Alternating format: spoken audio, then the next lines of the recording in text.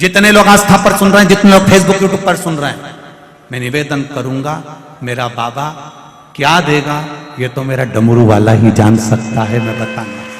भगवान विष्णु जी ने, भगवान शिव जी ने ब्रह्मा जी से कहा, ब्रह्मदेव सृष्टि की रचना करिए और सृष्टि को आगे बढ़ाइए। हमारा जन्म जिस लिए हुआ है वो कर्म हमको पूरा करना है। अपने बच्चों को छोड़कर, अपने परिवार को छोड़कर, अपनी पत्नी या अपने पति को छोड़कर, अपने पुत्र पुत्री को छोड़कर, अपने कुटुंब और परिवार को छोड़कर हमें उनसे मुंह मोड़कर नहीं जाना।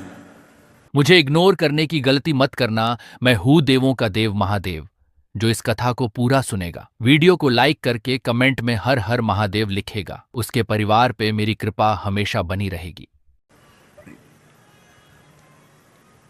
थोड़ा सा दुख आया और तुमने कह दिया मैं तो मर जाऊं तो अच्छा है, तो कौन मना कर रहा है? मरो नहीं, निपटो।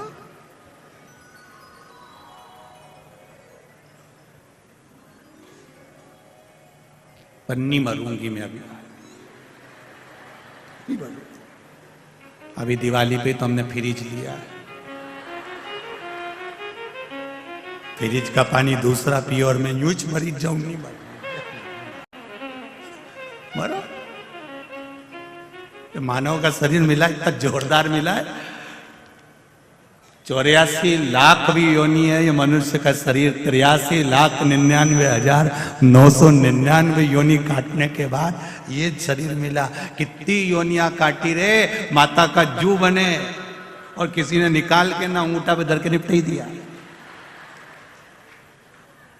फिर खटमल बने ने खटिया में घुस गए और किसी ने घासलेट का तेल डाली ने धूप में पटकी दिया, निपट गया। मछली बने तो निपटा दिया, मच्छर बने तो निपटा दिया। कितनी योनियां ली, पर उस योनि में हमने नहीं किया कि मच्छर बोला। कभी तुमने कभी मच्छर से बात करना, मच्छर बोले कि मैं सुसाइड करूंगा? मच्छर भी नहीं बोले भले मैं नाली के पास पड़ा रहूं, भले मैं पड़ा रहूं, पर नहीं करूंगा सुसाइड, चाहे कुछ भी हो जाए, नहीं मरूंगा। मक्खी नहीं मरना चाहे तो तुम्हें कौन ने अक्ल दे दी कि जरा सा कर्जा बढ़ गया, जरा सा दुख बढ़ गया, जरा सा टेंशन बढ़ गया, जरा सी परेशानी आ गई और तुम क्यों कि मर जाऊं तो अच्छा? जब मच्छर नहीं मारे ना खटमल नहीं मरे, तुम काहे को मरो?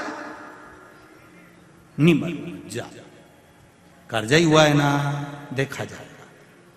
जिंदा रहेंगे तो चूकेगा, और अगर कर्जा लेके मर गए तो अगला जन्म भैंस का मिलेगा,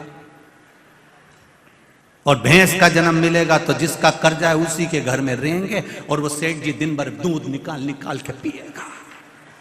तो इससे अच्छा है कि मैं भैंस नहीं बनूंगी, मैं तो अगला जन्म मेरे को भैंस का नहीं चाहिए, तो मैं तो कर्जा चुका के मरूंगी। कोई तुमसे कहे कि कर्जा हो गया, इतना हो गया, चुकाना पड़ेगा, आएगा तब दूंगे, आएगा तब देंगे, मना नहीं है। हम बिल्कुल मना नहीं करें तुमसे कि हम नहीं देंगे, देंगे, पर आने दो जरा वो।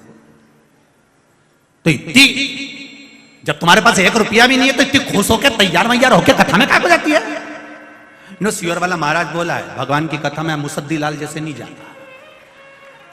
भगवान के पास जाना और भगवान के चरणों में जाना तो हमेशा खुश होकर जाना। हमने पहले भी कहा, तुम शिव जी को 1 लोटा पानी भी नहीं चढ़ा सकते, कोई बात नहीं, तुम उसके दरवाजे के सामने से भी निकलो ना तो उसको मुस्कुरा कर चले जाओ। शंकर भगवान भी टेंशन में रहेंगे, पगली हंसी क्यों थी, क्यों हंसी? और अगर तुमको ऐसा लगता है कि सियोर वाला महाराज गलत कह रहा है तो अभी तुम यहां से रास्ते से जाना, कहीं का दुकान वाला बैठा हो तो तुम मुस्कुरा के चली जा, आधा टेंशन में पड़ जाएगा। कौन थी, कौन, ये मुस्कुराई क्यों?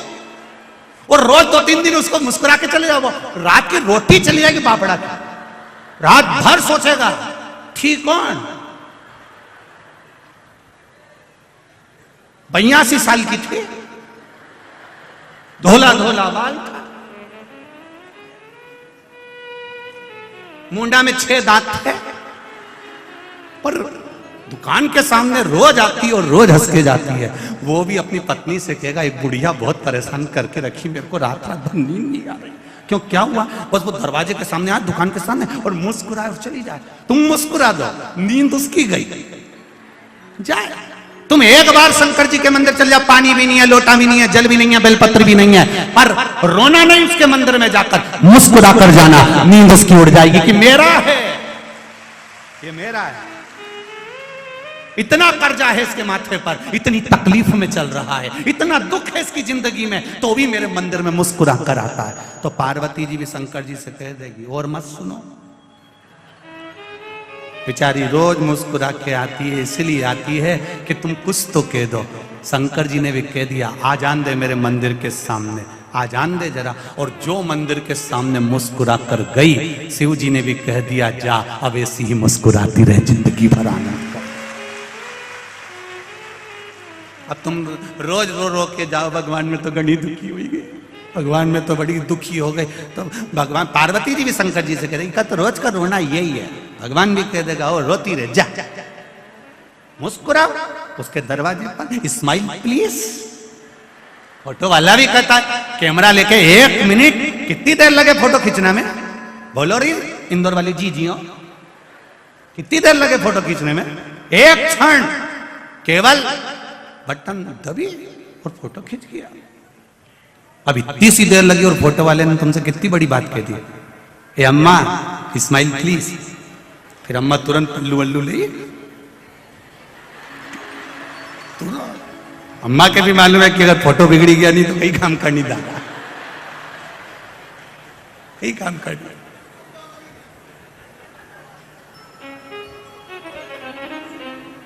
अभी कहीं हमने वो अखबार में पढ़ा था, किसी न्यूज में देखा था कि वो आधार कार्ड बन रहा था, वो वोटिंग कार्ड, हमने टीवी में और न्यूज में देखा था, तुमने भी पढ़ा होगा। उसमें लिखना था कि श्रीमान ये गुप्ता, उनने लिख दिया श्रीमान कुत्ता। सही है कि गलत है? उनने लिख दिया श्रीमान कुत्ता। अब पत्नी के हाथ में वो आ गया, उसने पढ़ा, आय जी, आय जी। पति दौड़ के आए, क्या हुआ? तुम्हारा कार्ड आ गया है। क्या लिखा है? तुम तो कुत्ता थे, अब वो यह कुत्ता कैसे होगा? विचार करिए। दादा बच्चे रहो, अब तुमने ये कैसे लिख दिया?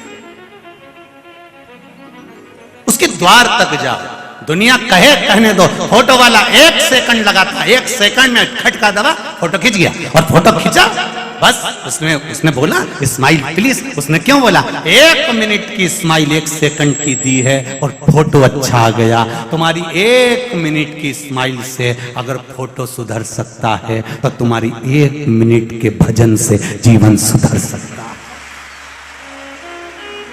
1 मिनट का भजन तुम्हारे जीवन को सुधार सकता है।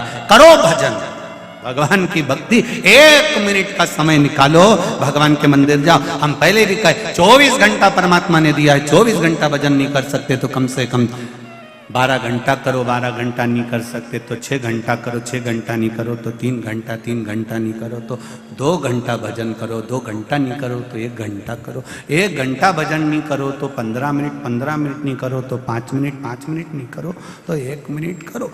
और 1 मिनट भी नहीं करो तो चुल्लू भर पानी में डूब मरो।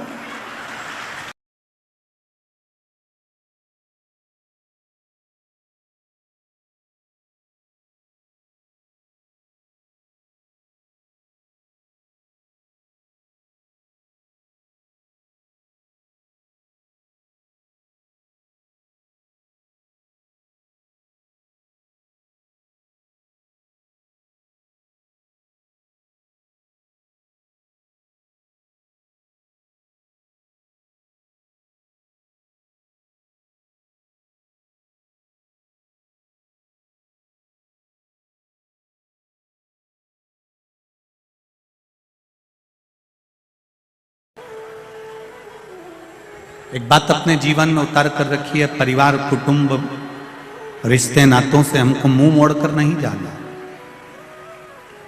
हमको उनके बीच में रहना है, हमको उनके साथ रहना है, और साथ में रहकर जो तकलीफें जीवन में आती है उसको सहकर आगे बढ़ते चले जाएं।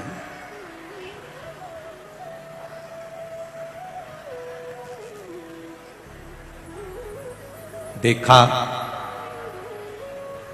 ब्रह्मदेव से कहा सृष्टि की रचना करो।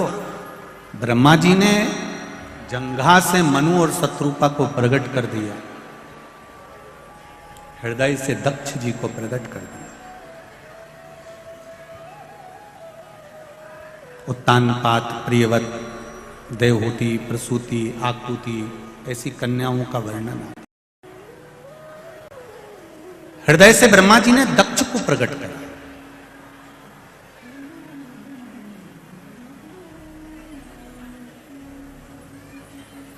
अब हृदय से जब दक्ष को प्रकट किया गया है, जब हृदय से दक्ष को प्रकट करा गया है, तो दक्ष प्रजापति के साथ में माता प्रसूति का विवाह हुआ है। माता प्रसूति के गर्भ से जितने बच्चों ने जन्म लिया वो सारे की सारे संस्कारवान। इसलिए आज भी हॉस्पिटल में जहां बच्चा जन्म लेता है, उस जन्म लेने वाले कक्ष के बाहर लिखा रहता है प्रसूति कक्ष। मतलब दक्ष प्रजापति की धर्म पत्नी का नाम आज भी हॉस्पिटल में प्रसूति कक्ष के रूप में लिखा होता है कि यहाँ माता प्रसूति के गर्भ से बच्चों ने जन्म लिया था, तो वो सारे बच्चे संस्कारित थे। इस कक्ष में जो बच्चा जन्म लेगा वो भी संस्कारवान होगा, ये निश्चित है, ये निश्चित था। उसका नाम प्रसूति कक्ष रखा।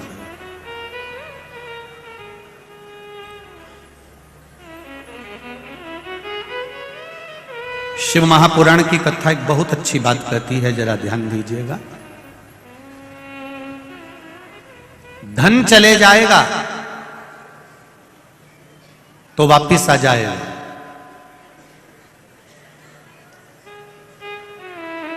पर धर्म मत जाने देना। अगर धर्म चले गया तो बहुत मुश्किल से वापिस आएगा। धन वापिस आ सकता है, पर हमारा धर्म गिरने ना दे।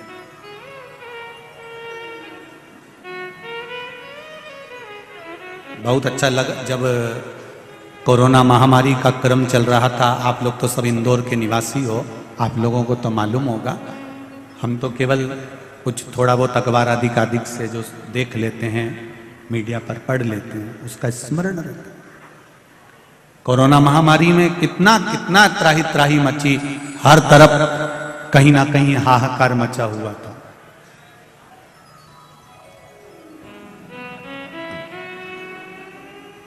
मैं आदरणीय संजय भैया शुक्ला जी को धन्यवाद देना चाहूंगा इस चीज के लिए कि उन्होंने कोरोना महामारी के समय पर ऑक्सीजन मशीन हो, चाहे दवाइयां हो, चाहे हॉस्पिटल हो, उस समय पर इनका सहयोग बड़ा पड़ा।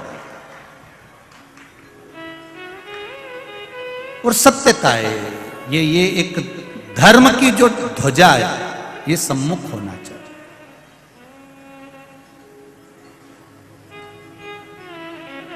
धर्म की ध्वजा अग्रणी होना चाहिए, और उसका जो सुख है वो सुख कहीं नहीं मिल सकता।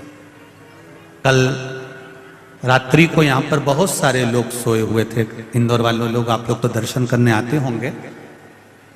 रात्रि के समय पर यहाँ पर जो लोग सोते करते हैं, बाहर से आए हुए जो अतिथि लोग हैं, वो भजन करते हैं, कीर्तन करते हैं रात भर। संजय भैया शुक्ला परिवार ने तो, उनके मित्र मंडली ने तो व्यवस्था करी है रुकने की भी, और भोजन आदि की सब व्यवस्थाएं बाहर से आए हुए लोगों की करी है।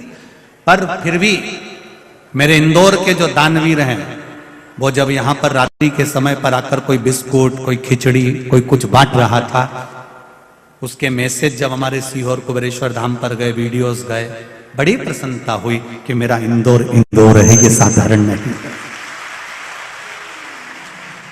आप दुनिया की सेवा कर रहे हो, मान रहे हैं, पर ये शंकर के जो भक्त हैं, ये कोई साधारण नहीं है।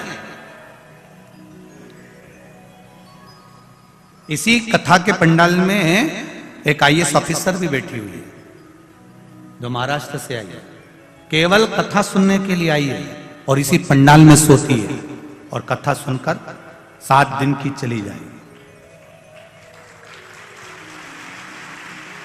कई ऐसे हैं बेटा बेटियां जो बहुत, ऐसा नहीं है कि कई कई लड़के बेटियां बेटे अगर सोचे कि हम जीन्स पहने, हम टी शर्ट पहने, हम आज के फैशन के हैं, हम आज के फैशन के हैं, हमें कोई मतलब नहीं भगवान की भक्ति से, हमें कोई मतलब नहीं भगवान के भजन से। मैं उनसे कहना चाहूंगा, जिंदगी में आप पहनावा कैसा भी पहनो, कैसा भी भोजन करो, पर निवेदन है अपने सनातन धर्म को लेकर आगे बढ़ो तो जिंदगी सार्थक हो।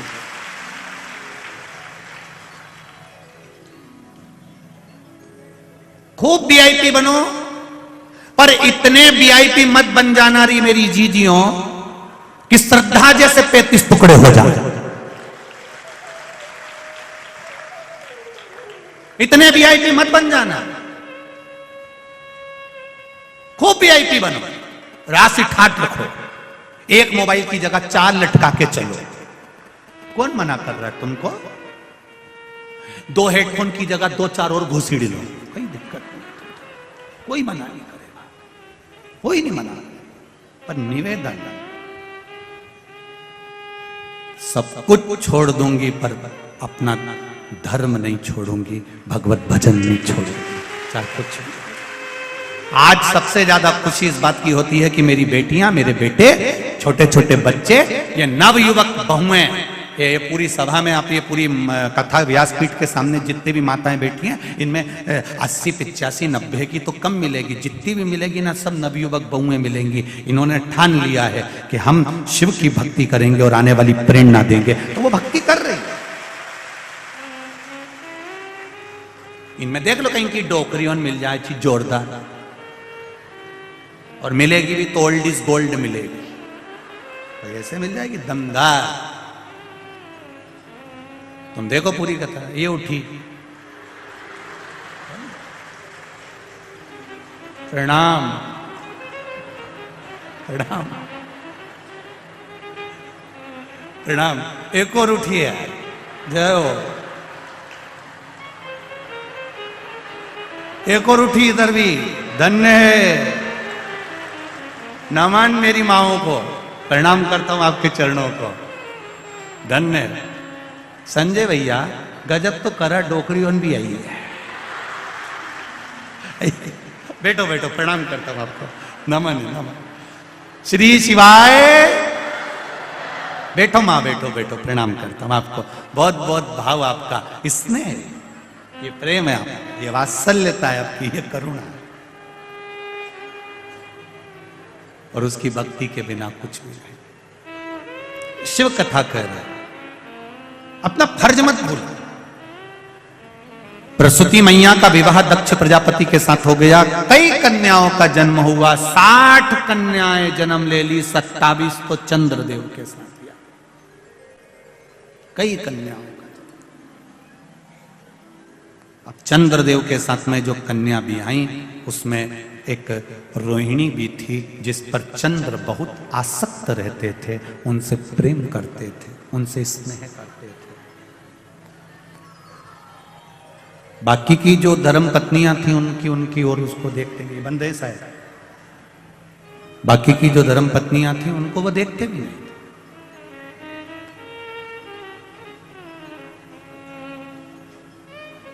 उनको देखना बंद कर दिया, केवल रोहिणी की ओर उनकी आसक्ति ज्यादा थी। सारी की सारी कन्याएं रोती बिलखती अपने पिता के पास में गई, पिताजी मन में संशय है, बाप जब तक जीवित है तब तक बेटियों को भी अपने पिता का अभिमान होना चाहिए, होना चाहिए। मेरा पिता है, अभी मेरा बाबुल है, मेरा बाप है, मेरा पिता है। बस तुम्हारा पिता तुमको पढ़ने से मना नहीं करता, बड़े बड़े शहर में भेजने से मना नहीं करता, तुम्हारे कपड़ों के लिए मना नहीं करता। बस मेरा बेटियों से एक निवेदन पहले भी रहा है, आज भी रहेगा। नरक से बेटा कभी अपने मां बाप को नहीं बचा सकता। केवल एक है बेटी, जो अपने माता पिता को नरकों से बचा लेती है। केवल एक बेटी अपने माँ बाप को नरक से कैसे बचाती है? अपने माता पिता के द्वारा कन्या दान कराकर। दुनिया का सबसे बड़ा दान होता है कन्यादान। घर में अगर बेटी ने जन्म लिया है और उस बेटी का कन्यादान अगर माँ बाप ने नहीं किया है, तो माता पिता को 94 तरह के नरक भोगना पड़ते हैं। ये बेटी ही है जो अपने माँ बाप को नरक से बचा सकती है।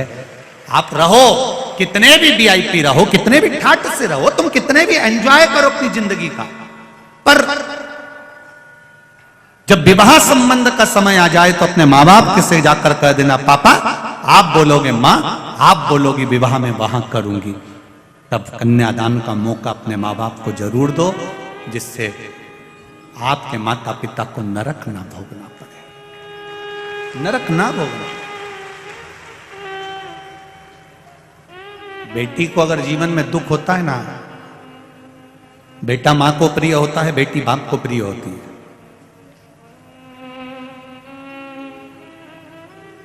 जब बेटी की विदाई होती है तो लोग कहते हैं कि मां बहुत रोती है। शिव महापुराण की कथा कहती है कि बेटी की विदाई में जितना मां नहीं रोती, उससे दुगना उसका बाप रोता है, दुगना बाप रोता है।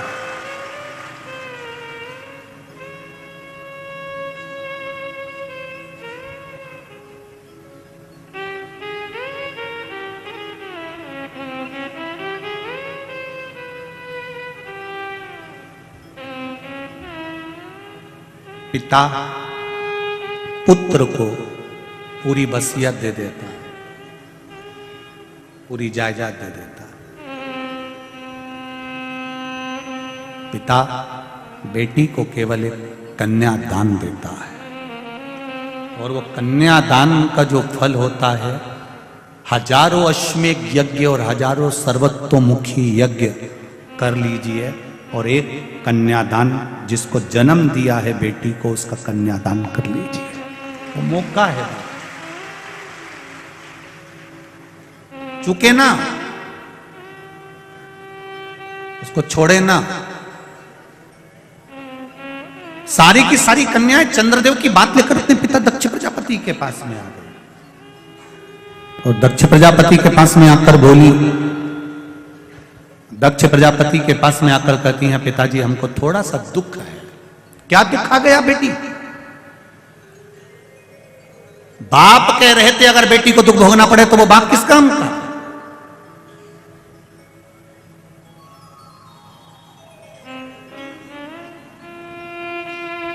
क्या दुख है बोल? आपके जो दामाद हैं जमाई, वो केवल रोहिणी से स्नेह करते हैं, बाकी के किसी धर्म पत्नी पर उनका ध्यान नहीं है। महाराज, पिता का फर्ज है कमा कर लाना, पिता का फर्ज है बच्चों को अच्छी एजुकेशन देना, पिता का फर्ज है बच्चों को अच्छे कपड़े पहनाना, पिता का फर्ज है बच्चों को अच्छा खाना खिलाना, पिता का फर्ज है बच्चे का पेट भरना, पत्नी का पेट भरना, परिवार का पेट भरना। यह पिता का फर्ज है। पिता कमा कर लाएगा, देगा, पेट भरने की जवाबदारी पिता की है, अच्छी एजुकेशन की जवाबदारी पिता की है, अच्छा घर बनाने की जवाबदारी पिता की है, अच्छी दुकान चलाने की जवाबदारी पिता की है, अच्छी परवरिश की जवाबदारी पिता की है। पर पिता से ज्यादा जवाबदारी माता की आती है, बच्चों को संस्कार देने की जवाबदारी माता की। पिता से ज्यादा जरूरत है माताओं की, जो अपने बच्चों को श्रेष्ठ संस्कार दें, अपने बच्चों को अच्छा अच्छा ज्ञान दीजिए। रोज अपने बच्चों को शंकर जी के मंदिर में लोटा भर के भेजो जल लेकर। जिस माँ का बेटा बेटी शंकर के मंदिर में जल चढ़ा रहे हैं, शंकर के मंदिर की देहली चढ़ रहे हैं, उस घर के बुजुर्ग कभी वृद्धाश्रम की देहली नहीं चढ़ेंगे।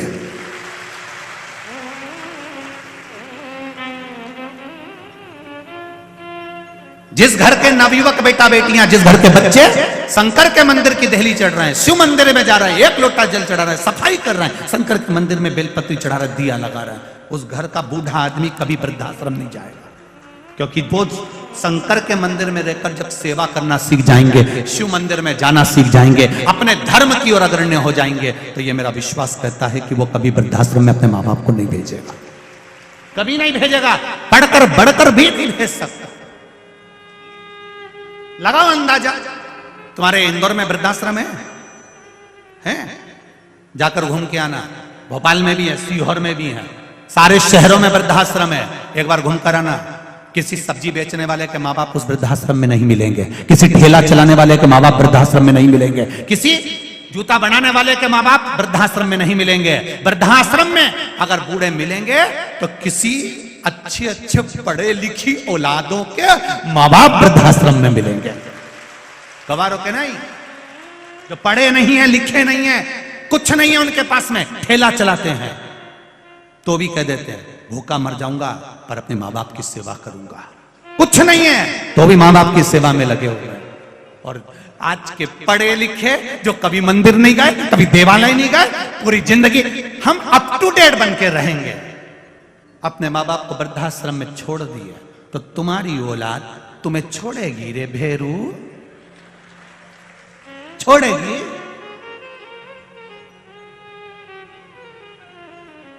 कौन छोड़ने वाला? लोग कहते जरूर हैं सीहोर वाला महाराज को कथा नहीं आती, अड़ा टेढ़ा बोलता है, तो क्यों सुनते हो? रिमोट तो तुम्हारे पास में ही है, चैनल चेंज, महाराज भी चेंज, 2 मिनट के अंदर रिमोट तुम्हारे हाथ में। थोड़ा बुरा लग सकता है पर अपनी आने वाली समय सीमा को देखिए। डॉक्टर बनो, इंजीनियर बनो, कलेक्टर बनो, एसपी बनो, तुम्हारी मर्जी, पढ़े तुम जितना पढ़ना चाहो दिल से पढ़ो, खूब विद्वान बनो, खूब आगे बढ़ो, पर उसके साथ में संस्कारित भी बनो, झुकना सीखो, थोड़ी नम्रता अपने भीतर लेकर आओ। थोड़ी सी अगर नम्रता होगी तो जीवन की सार्थकता होगी। कुर्सी, पद, प्रतिष्ठा ये कब बदल जाती है, कब कौन कहां पहुंच जाता है, कब किसका कहां ट्रांसफर हो जाता है, पता ही नहीं पड़ता। जितने दिन रहो दिल से खुश रहकर अपनी मस्ती में, भगवान की भक्ति में और आनंदमय सनातन धर्म की सेवा में लगे रहो। जितने दिन जीवन किसका देखा, कौन का भरोसा है?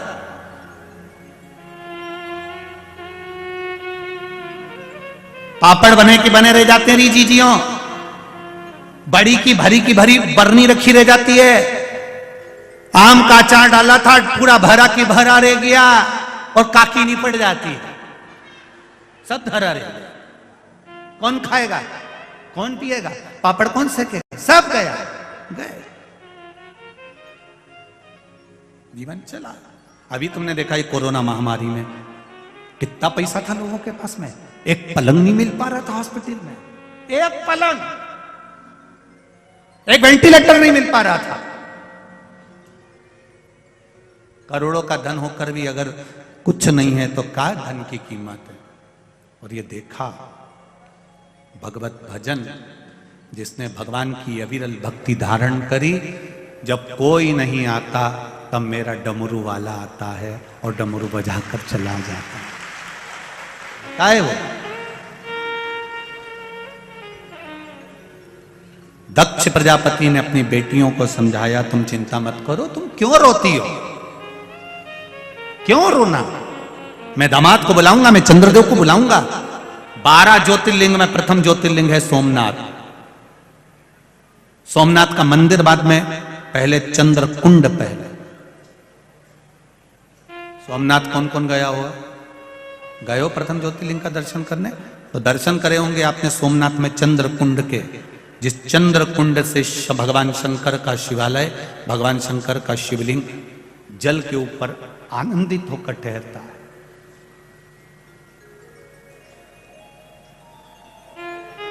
भगवान द्वारिकाधीश को क्या पड़ी थी मेरे द्वारकानाथ को, मेरे भगवान कृष्ण को क्या पड़ी थी, जरा विचार करिए कि द्वारिका छोड़कर सोमनाथ की पावन धरा पर भालुका क्षेत्र में आकर फिर पीपल के पेड़ के नीचे लेटे और उनके चरणों में वहां पर बाण लगा।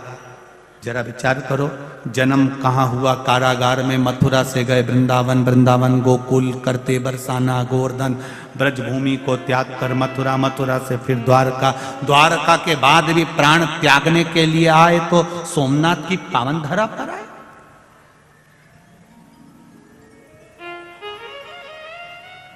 भालका क्षेत्र में, सुंदर क्षेत्र क्या, जरा विचार करिए। जब भगवान कृष्ण को प्राण त्यागना है, अपने प्राण छोड़ना है, और भगवान कृष्ण आज मौन होकर बैठे हुए हैं, भगवान कृष्ण आज मौन है। पूछा गर्गाचार्य बाबा ने आकर, कन्हैया क्या बात है मेरे वसुदेव, मेरे कृष्ण, आज आप मौन दिख रहे हो, हुआ क्या आपको?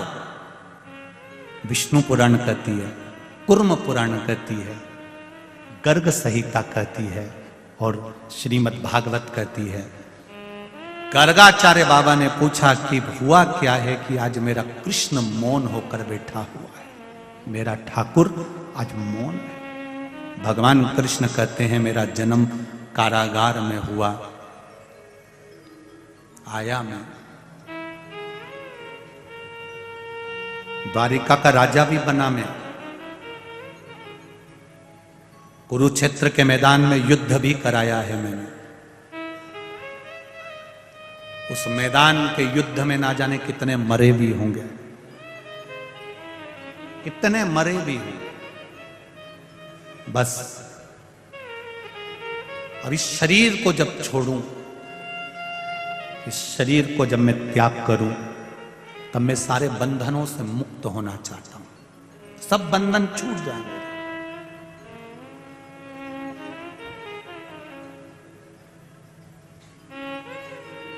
गर्गाचार्य बाबा ने पूछा कि बंधन कहां छूटते हैं, आपको मालूम है? भगवान कृष्ण से पूछा जा रहा है कि बंधन कहां छूटते हैं, आपको मालूम है? भगवान कृष्ण कहते हैं हां, मुझे मेरे पिता नंद बाबा ने यह बताया था कि शिव के द्वार पर जब हम एक कदम चलकर जाते हैं तो जिंदगी के ना जाने कितने पाप और कितने बंधन कट जाते हैं,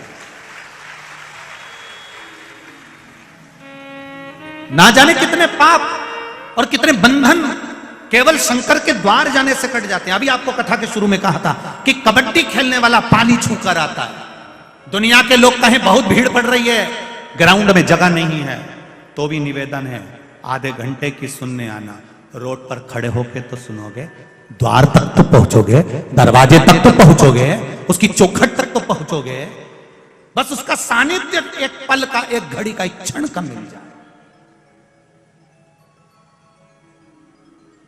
फिर वो जाने मेरे बंधनों से टूट जाता है, सारे पाप समाप्त हो जाते हैं। कहां? शिव के द्वार पर पहुंचने से, शंकर की कथा तक पहुंचने से, शिवालय तक पहुंचने से, भगवान की देवालय तक पहुंचने से बंधन मुक्त हो गया।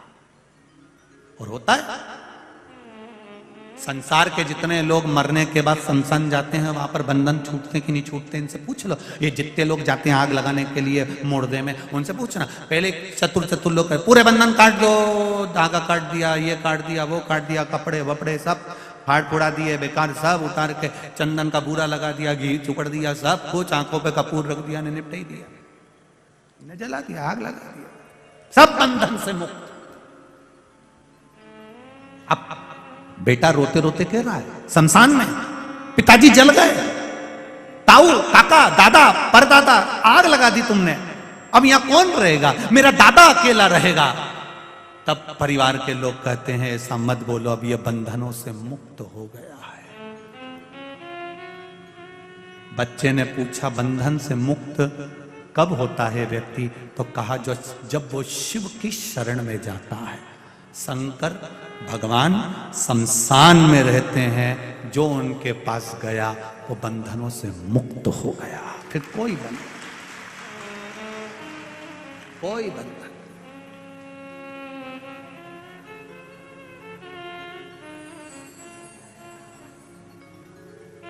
पहले शमशान बहुत दूर होता था, बहुत दूर शमशान, गांव से बाहर।